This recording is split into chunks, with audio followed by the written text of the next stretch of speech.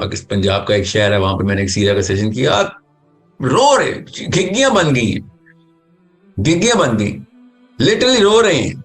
45 minutes के अंदर अंदर आदमी बुजुर्गान चीखे मारे हैं। मैं सीरा सुना, और मैंने भी एक जो कि कारी साहब ने रखे हुए और तोतों को भी आज तक याद हो गई है ना, ऐसे तजवीज भी उसने कॉपी कर लिया। अब ये बता, तेरे और तोते में फर्क क्या है फिर?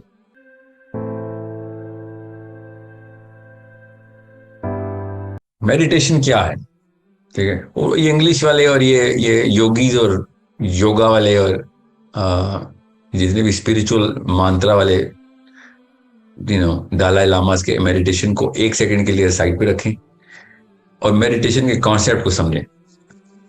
मेडिटेशन का कॉन्सेप्ट असल में जो है ना, वो आपके स्टैंडर्ड मामलात के स्टैंडर्ड, सोच के स्टैंडर्ड्स का नक्शा बनाने को मेडिटेशन कहते हैं। बस ये जिसको समझ आ गई बात, कहानी खत्म। उसको समझ आ गया दुनिया में क्या करना क्या। जब आपको किसी भी मामले में कोई भी हरकत करने से पहले उस हरकत का इस्लामी स्टैंडर्ड पता हो ना, और वो स्टैंडर्ड सिर्फ सुनना है बस, और कोई दूसरी साइंस में मत चाहिएगा कि कैसे बचे जो इस्लाम ने किया वो स्टैंडर्ड, बस दैट्स इट। और सहाबा किराम ने वही स्टैंडर्ड्स पूरे किए। अब मैं आपको कैसे बताऊं कि मैं फॉर एग्जांपल एक झूठ को ले लें। झूठ, मुझे फोन आता है, यार 5 दफा कॉलिंग कर चुका हूं, तू फोन क्यों नहीं उठा रहा? आम सी बात है ना, चले मैं आता हूं 15 मिनट में, 20 मिनट में पहुंच जाऊंगा, हालांकि मुझे पता है मैं नहीं पहुंचूंगा। झूठ इतनी कैजुअल सी बात है।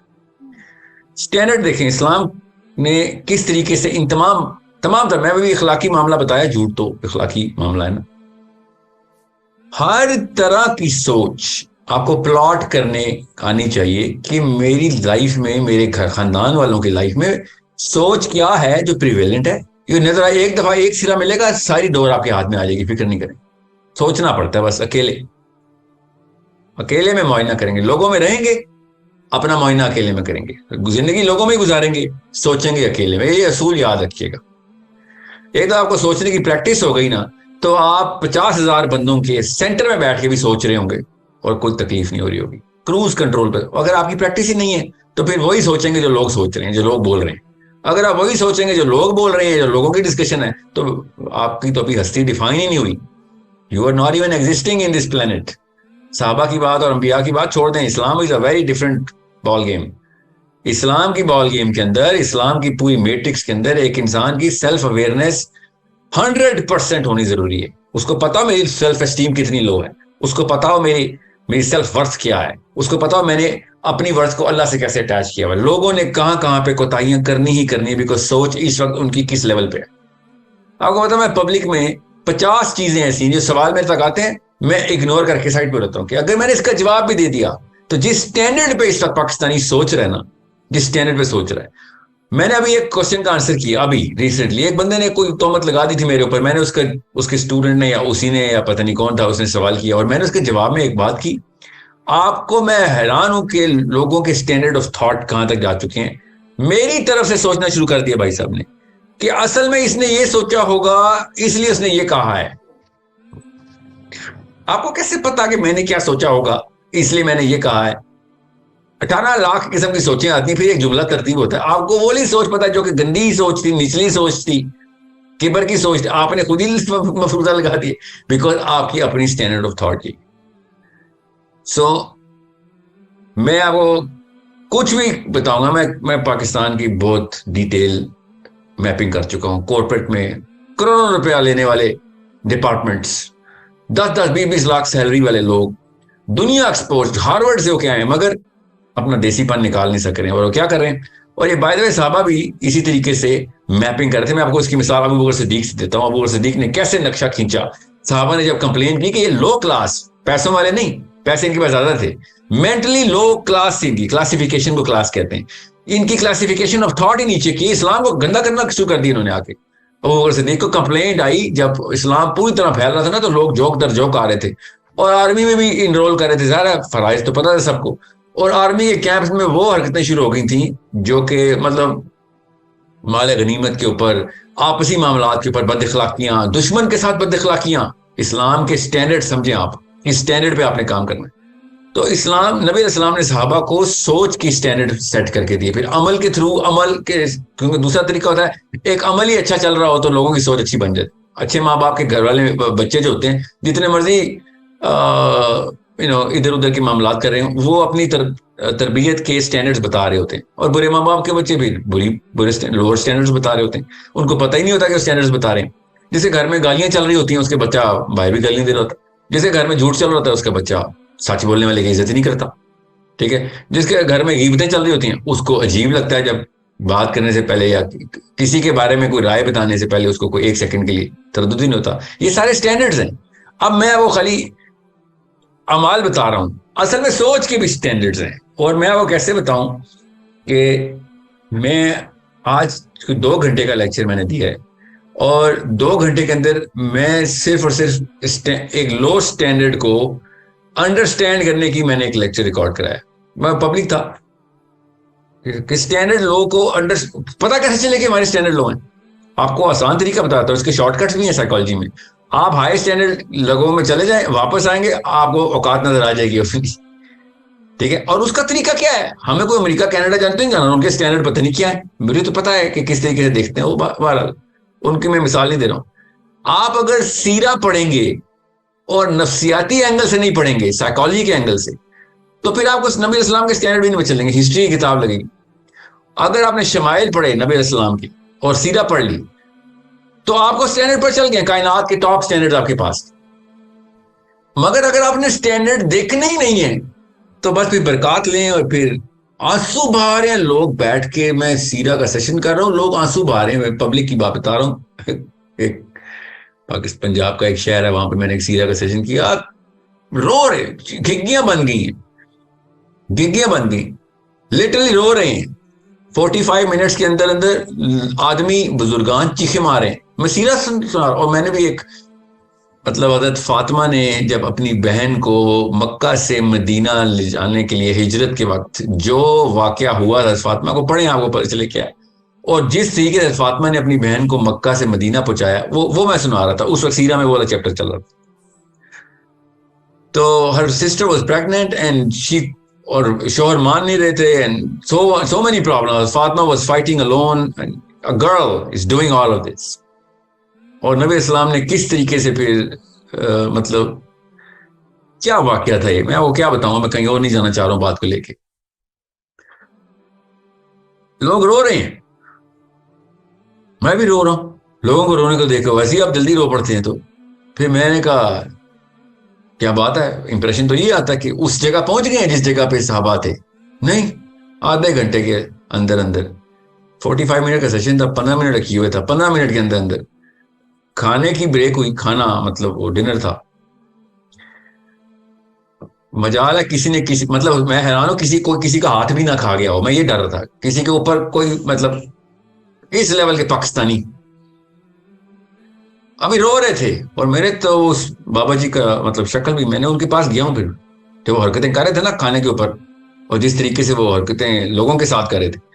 और मैंने उनसे पूछा आपका नाम क्या, उन्होंने बताया फिर, और मेरी तारीफें कर रहे, बेटा अल्लाह ने तुझे ना एक खास काम के लिए चुन लिया है ना। ऐसे अंकल आपको भी एक खास काम के लिए चुन लिया है अल्लाह ने। आपको असल में नजर ही नहीं आ रहा, आप भी वही काम कर रहे हैं, मैं भी वही काम कर रहा हूँ। आपको भी चुन लिया है, मुझे भी चुन लिया। मतलब मैंने आपको अभी मदीना की सैर कराई है उस वक्त जिस वक्त कायनात का सबसे हाईएस्ट स्टैंडर्ड प्रैक्टिस हो रहा था। आपने 15 मिनट के अंदर अंदर कायनात का सबसे लोएस्ट स्टैंडर्ड प्रैक्टिस शुरू कर दिया है। आप जब तक पहचानेंगे नहीं कि स्टैंडर्ड क्या है, तो फिर वही करेंगे। क्योंकि आपने सीरा को ले लिया है, या नबी इस्लाम को ले लिया कि उनकी सीरा को, कि यह बहुत ही, मुझे बहुत मोहब्बत है और that's all my job is. मोहब्बत का ये तकाजा है, आप मेरे से मोहब्बत करें और मेरे सारे बातों के उल्टे काम कर रहे हो, ये मोहब्बत है? सोचें तो सही, मोहब्बत क्या है? मोहब्बत के स्टैंडर्ड्स हैं। अल्लाह की कसम मोहब्बत के स्टैंडर्ड्स हैं। फिर अल्लाह की कसम मोहब्बत के स्टैंडर्ड्स हैं। मैं इसलिए कहता हूँ हीर रांझा लैला मजनू की कहानियां एटलीस्ट वही पूरी पढ़ लें। मोहब्बत ही सीखनी है, उन्हीं से सीख लें। क्योंकि मजनू ने भी स्टैंडर्ड पूरे किए थे मोहब्बत के, जिससे भी करता था उसके लिए उसने जान कुर्बान करनी थी। क्या क्या हमने ये कहानी की हुई है कि हमें नबी इस्लाम से मोहब्बत है। हमें स्टैंडर्ड नहीं पता। आप मेडिटेशन क्या, आपका क्वेश्चन और समझे, इतनी तफसील क्यों बताइए? बहुत जरूरी है कि आपको पता हो, क्योंकि इमोशनल इंटेलिजेंस नहीं आनी, अल्लाह की कसम नहीं आनी अगर आपको अपना पता ही नहीं। 3 मॉडल्स करा रहा हूं मैं आपको, 3 मॉडल्स है ना आपके सामने, अभी एक्सपोजर आ रहा है एक एक करके। तीनों मॉडल्स का सेंट्रल पॉइंट क्या है? गोरे, गैर मुस्लिम गोरे अपने अपने तौर पे सोच के पहुंच गए हैं कि भाई जब तक सेल्फ अवेयरनेस नहीं है, सॉरी, इमोशनल इंटेलिजेंस नहीं आ सकती। आपको सेल्फ अवेयर होना, और मेडिटेशन के अलावा सेल्फ अवेयरनेस नहीं आनी। मैंने फिर कहा है, मेडिटेशन का लफ्ज जो है ना ब्रांड और कॉइन हो चुका है। ये लफ्ज मैं इसलिए मैं जरा एलर्जिक हूं। गारा हिरा में जाएं, बस अपने अपने गारा हिरा में जाएं। खुदारा अपने स्टैंडर्ड्स को, अपने माँ बाप के स्टैंडर्ड्स को मेजर और एनालाइज करना शुरू करें। आपको 99% कॉज अम्मी अबू मिल जाएंगे। अम्मी अब्बू के स्टैंडर्ड्स की वजह से बच्चे तबाह हो गए, नीस्तो नाबूद हो गया पाकिस्तान, बिकॉज हर चीज अलाउ करती है उन्होंने। एक एक मामले के ऊपर आप गाड़ी चलाएं पाकिस्तान में, आप पुलिस में स्टेशन में जाएं, आप अदालतों में जाएं, आप पार्लियामेंट हाउस में जाएं, आप सब्जी लेने भी जाएं, तो लोएस्ट स्टैंडर्ड के ऊपर मामला करना पड़ा।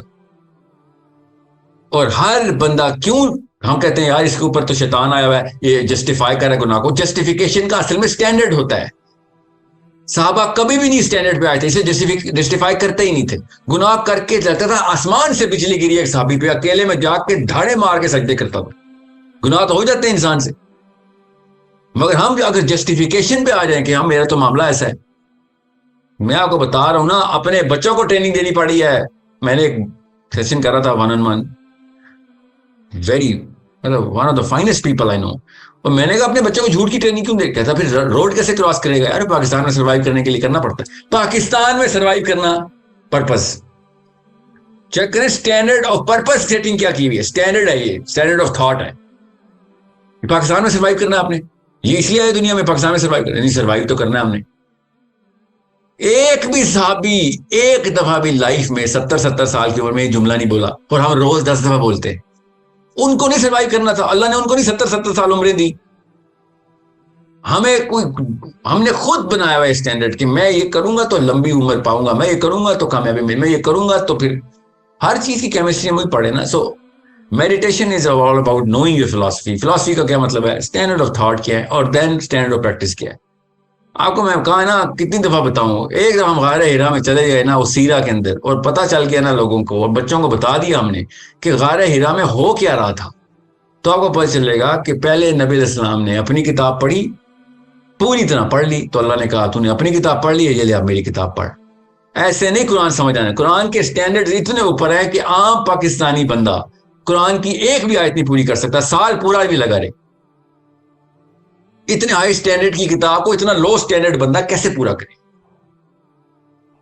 ये समझ लें कि बहुत ही टफ आर्मी की ट्रेनिंग है, समझ लें। और एक बंदे को मेडिकल इशू है, ये समझ लें, और ना उसकी टांग है, उसके फेफड़े भी कमजोर हैं, उसकी आंखें भी कमजोर हैं, कान से भी नहीं सुनता, और आई जी आर्मी की ट्रेनिंग दो, और कहीं टेस्ट उसका उसकी कैपेबिलिटी नहीं छोड़ी हमने कि वो उस डिमांड लिस्ट को पूरा कर सके। कुरान पाक की इतनी हाई डिमांड्स है, मगर हमने फिर जताना भी है कि नहीं मैं कुरान पढ़ा। कुरान पढ़ने के भी स्टैंडर्ड चेक करें। बस अरबी पढ़े, रट्टे हुए पढ़ रहे हैं जो तोते बैठे हुए। और मैं जानता हूं असली तोतों को भी, जो कि कारी साहबों ने रखे हुए, और तोतों को भी आज तक याद हो गई है ना। ऐसे तजवीज भी उसने कॉपी कर लिया। अब ये बता, तेरे और तोते में फर्क क्या है? फिर तेरे बेटे में और तेरे तोते में फर्क क्या है? वो भी कुरान ऐसे ही पढ़ा है, एक लफ्ज अंदर नहीं जा रहा। नबी इस्लाम ने डायरेक्ट हदीस बताई है, डायरेक्ट तनबीह की है सॉरी हदीस में, कि ऐसे कुर्रा आएंगे कि जिनकी किरात उनकी हलक से नीचे नहीं उतरेगी। तंबीह है, वही सुनाई आपने ऐसे कुर्रा को। ये कुरान पढ़ने की हमने जो लगाई हुई है ना, एक प्रैक्टिस शुरू की हुई है, पूरी गेम ऑन की हुई है कि हम कुरान पढ़ते हैं और रोज एक सूरत पढ़ता हूं, या रात को मैं ये सोने से पहले एक मंजिल खत्म करके सोती हूँ। सर, नबी इस्लाम ने कुर्रा को, जिनकी तजवीद परफेक्ट कारी है, वो आला लेवल का कारी है, अल्लाह ने, नबी इस्लाम ने कहा हलक से नीचे नहीं उतरेगी, ऐसी लानत है उनके ऊपर। स्टैंडर्ड लोएस्ट स्टैंडर्ड के ऊपर लाइफ गुजार, और क्योंकि सबके एक जैसे हैं तो हम सब एक दूसरे के साथ संगी साथी हो जाते हैं। साबी का लफ्ज बोलने से पहले हमें उन स्टैंडर्ड को समझना पड़ेगा कि उन किस स्टैंडर्ड के ऊपर अल्लाह ताला ने उसी कौम पे क्यों कुरान नाजिल कर दिया, और उस कौम ने फिर कैसे निभा दिया, 23 साल के अंदर कौम ने पूरी दुनिया फतह कर ली, पूरी दुनिया, literally 85% of all planet, age of Islam. आज तक गोरा सर पीट रहे, बाल नोच रहा है कि एक शख्स सहरा से निकला है, लिटरली गार से निकला है और पूरी दुनिया टेक ओवर करके आ रही है। लिटरली वन सिंगल मैन, अल्लाहुम्मा सल्ली अला मुहम्मद। क्यों? स्टैंडर्ड पे लोगों को स्टैंडर्ड बता दिए, हम बता ही नहीं रहे, हमें पता ही नहीं है तो बताएं क्या? पता चल भी जाए तो कहते हैं स्टैंडर्ड ऑफ थॉट हम नहीं, हम अशफाक अहमद से निकल आए, बड़ी बात है, या बानो कुछ ऐसे, you know. Standard of thought क्या है? ये किसी भी एक मामले को कुरान पाक के एंगल से देखें, आपको पता चलेगा ये है असली स्टैंडर्ड। और आपको पता चलेगा ताशे के हदीस कि ये शख्स अल्लाहुम्मा सल्ली अला मोहम्मद, ये शख्स चलते फिरते कुरान है। इस हदीस का मतलब समझें आप कि नबी इस्लाम उस स्टैंडर्ड के ऊपर एक एक एक्शन कर रहे हैं जो कुरान की डिमांड है। ये शख्स चलते फिरते कुरान है। इन्नका लअला खुल्कुल कुरान, कि भाई ये बस तमाम अखलाक जो कुरान डिमांड करता है, एज इज जिस स्टैंडर्ड पे डिमांड करता है, ये पूरे हो रहे हैं। अब मैं क्यों आपको ये तफसील बता रहा हूं? क्योंकि ये दोनों सवाल आपके तीर, जहर में बुझे हुए तीर की तरह दिल में जाके लगे हैं दोनों, कि भाई ऑक्सीटोसिन की साइकिल कैसे अरेंज करूं, या फिर मेडिटेशन क्या है।